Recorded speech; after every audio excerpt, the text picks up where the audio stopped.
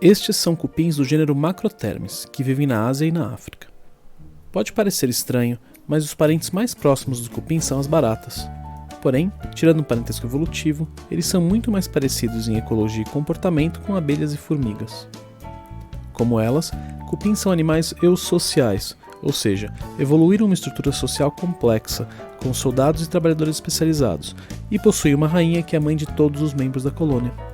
Os cupins do gênero Macrotermes são famosos não só pelo tamanho avantajado, mas também por construírem ninhos enormes, com torres de terra de até 9 metros de altura.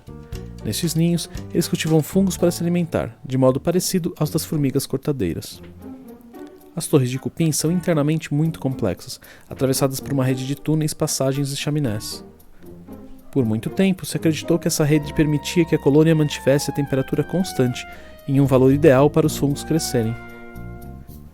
Algumas colônias apresentam uma chaminé central e seriam resfriadas pela sucção do vento no topo da torre. Já as colônias fechadas seriam resfriadas por convecção interna e evaporação na superfície porosa.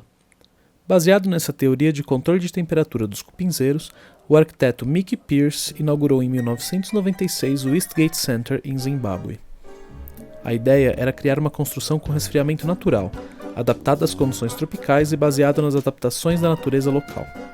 O projeto funcionou com perfeição, consumindo uma fração da energia elétrica que seria gasta com ar-condicionado tradicional, e virou referência internacional como um dos melhores exemplos concretos de engenharia biomimética.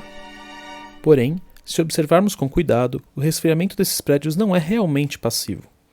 Ventiladores potentes são utilizados para forçar o ar frio da base da torre para o piso de cada andar.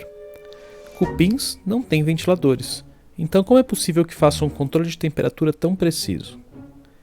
A resposta é que não fazem.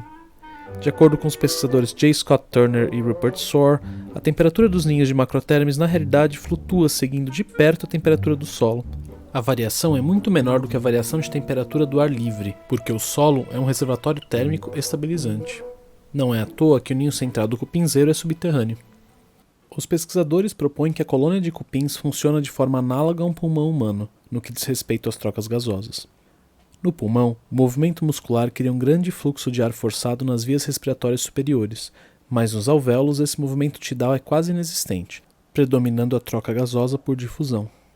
Já nos bronquíolos, que fazem a conexão entre os alvéolos e os grandes brônquios, há uma mescla entre forças de difusão e de convecção forçada. Em um cupinzeiro, os cupins individuais representariam os elementos onde ocorre a difusão gasosa, como se cada cupim fosse um alvéolo móvel. As camadas inferiores do ninho seriam dominadas por forças de convecção, forçadas pelo calor metabólico da colônia, enquanto as camadas superiores estariam mais sujeitas às forças aleatórias do vento de superfície. A homeostase na concentração de gás carbônico e oxigênio que se verifica nas colônias seria um fenômeno emergente da interação entre esses processos. A partir dessas observações, os pesquisadores recomendam um biomimetismo mais holístico para futuros projetos de arquitetura. Em vez de tentar copiar da natureza sistemas específicos de retrocontrole, forçando-os a funcionar dentro de uma construção hermeticamente isolada do mundo externo, seria melhor pensar em ideias como paredes semipermeáveis, assimetrias estruturais ou outras soluções capazes de mimetizar fenótipos estendidos resultantes de processos evolutivos reais. A forma precisa sempre seguir a função. Nisso tudo, como fica o Eastgate Center? Apesar de não ser totalmente fiel à biologia colonial dos cupins, o prédio construído há mais de 2 décadas é o mais energeticamente eficiente da cidade de Harare e ainda serve como design de referência em biomimetismo arquitetônico. Nestes tempos de uso irresponsável de recursos naturais, é uma pena que não tenhamos mais cópias de Eastgate espalhadas pelo mundo.